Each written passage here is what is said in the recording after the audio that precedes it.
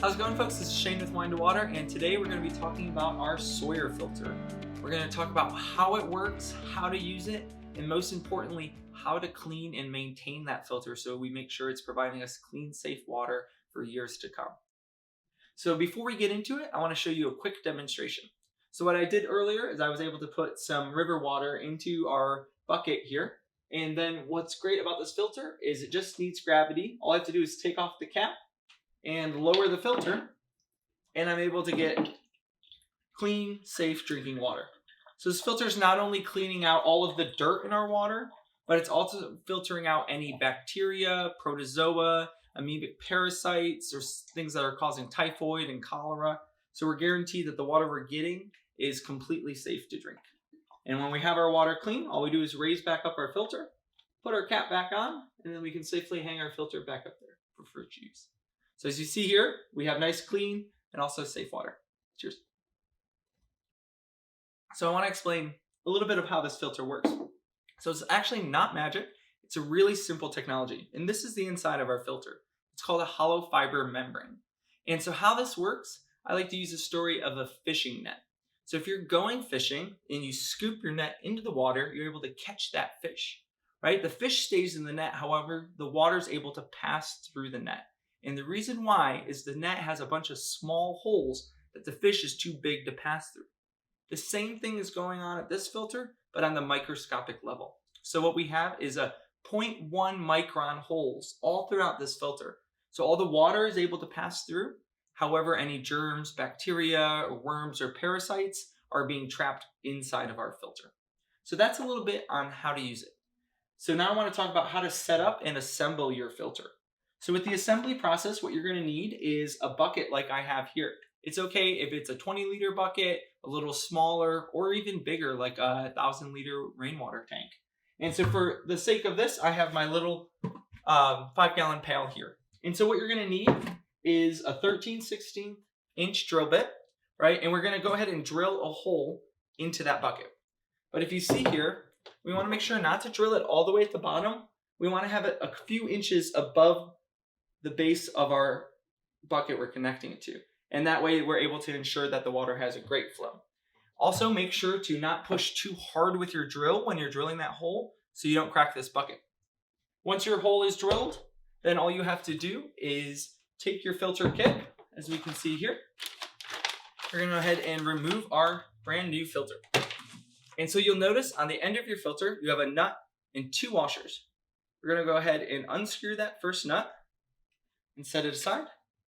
And then also take off that first washer. We'll take our filter bucket then, go ahead and put the connector through. You're going to reach inside your bucket and then put on your washer and tighten your nut, right? You don't want to tighten it too tight to where that plastic is going to crack, but you want to make sure it's tight enough to where water won't leak out. And so once that's fully attached, make sure that your flange here, this black piece, is hanging down, and that way your hose won't kink over time. And alternatively to your bucket assembly, your filter may have what we call our emergency water kits. And so instead of the bucket, our filter is actually attaching to this water bag. We're able to take 2 gallons of water with us wherever we're traveling. And this functions the exact same way. As long as the bag is above the filter, we're able to get safe, clean drinking water. The only thing to keep in mind when traveling with this is that we don't want to puncture it, right? We want to make sure, even though this is really, really tough material, that we're not having anything sharp come in contact with it. But you can either set that up on a table or something elevated, or you can hang it up to a nail or on a tree branch or just over your head. And you're easily able to filter clean, safe water and also travel with your water as well. Now let's move into how to use this filter. And then, like I said, most importantly, how to clean this filter. So using it's really simple. All we have to do is fill our bucket or anything that we're putting our receptacle for our water up.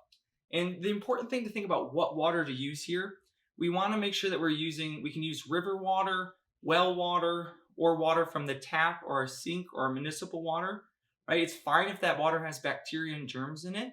The only thing we want to make sure we're avoiding with this filter specifically is water with any heavy metals or chemicals, right? This isn't going to get gas or oil or industrial waste out of our water, right? This is only going to get things that are larger than 0.1 microns. And so it's really important to make sure that your water source doesn't have chemical contamination. However, if it's river water, rainwater, water out of the tap that normally isn't safe to drink, we're able to use here. So all we have to do is fill up our bucket. And then the next step is really simple. We just take off the cap and then lower the filter, right? Once again, it's able to do about 1 liter per minute of water, right? So you can be filling this into a larger container. The only thing to be mindful if you're storing in a large container is that the container is clean and maybe has a narrow top with a cap on, so we make sure that germs and bacteria don't recontaminate that water. So when we're done filtering all our water, once again, we just raise the filter and put the cap on. So that's really simple. But now I want to talk about how to clean this, because over time, all of your dirt, any of the sediment or turbidity in your water, right, that's going to eventually clog that filter, right? This membrane is going to be blocking all of that. So in order to prevent that, make sure our filter lasts for a long time, our filter comes with a cleaning syringe, right? So this tool is extremely important for the longevity of your filter. So it's really important to take care of it, make sure that it doesn't crack, and make sure it's not lost or broken. So in order to clean our filter, what we call back flush our filter, we need filtered water. So I already have a glass of filtered water right here. So all I have to do is take my cleaning syringe, draw up that clean water, and then I can just take my filter, take the cap off. Often this is easier to do when your bucket is empty of water, right? However, you can do it while it's still full, and then just push, right? You're gonna wanna use a lot of force and push all of that dirt back through, right? And I'll show you one more time, right? We're drawing up clean water. It's extremely important to use clean water. If I use contaminated water to backflush my filter, I run the risk of contaminating the clean side and having my water dirty.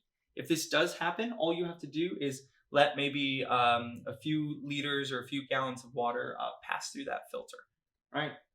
And so once again, I'm drawing up clean water, I'm putting it at the end of my filter, and then I'm making sure to use a good amount of pressure, not enough to where I'm gonna break my syringe, but enough to where I can push all of that dirt back through my filter, just like that, right? And then once I'm done, I can just put my cap back on my filter, and it's good to go for tomorrow.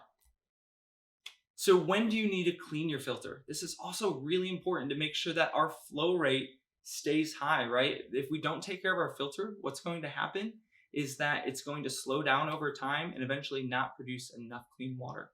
So to prevent that, it's extremely important to backflush and clean your filter every day. So if I'm using my filter throughout the day, at the end of the day, I'm going to want to make sure to backflush it.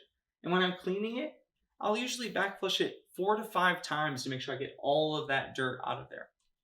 So a few other good tips to remember to take care of your filter, right? I like to collect water in a different container to make sure that this system is staying stationary and not getting bumped around and banged and broken. I also like to keep my syringe in an extra safe space. Sometimes that's in the bag in the kit that it came in. Other times it's in a drawer or a box or someplace that I know it's going to not break, because this is the most fragile part of your filter. Another really important piece to remember is that your filter cannot be frozen, right? If at any point it's in really cold, freezing temperatures, you run the risk of damaging the filter, especially once there's water inside of that filter. It will expand when it freezes and it will burst the membrane and compromise your filter, and no longer is it producing safe drinking water. So extremely important to take care of your filter. If you're concerned that it's going to be freezing, say overnight when temperatures drop, you can always disconnect your filter and keep it in an insulated place or keep it close by on your body.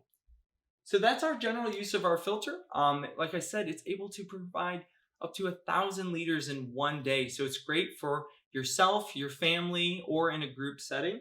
The main things to keep in mind is that every day that we use our filter, we need to clean it with clean, safe water. And then we're guaranteed for clean, safe water for years to come. Well, thanks for tuning in.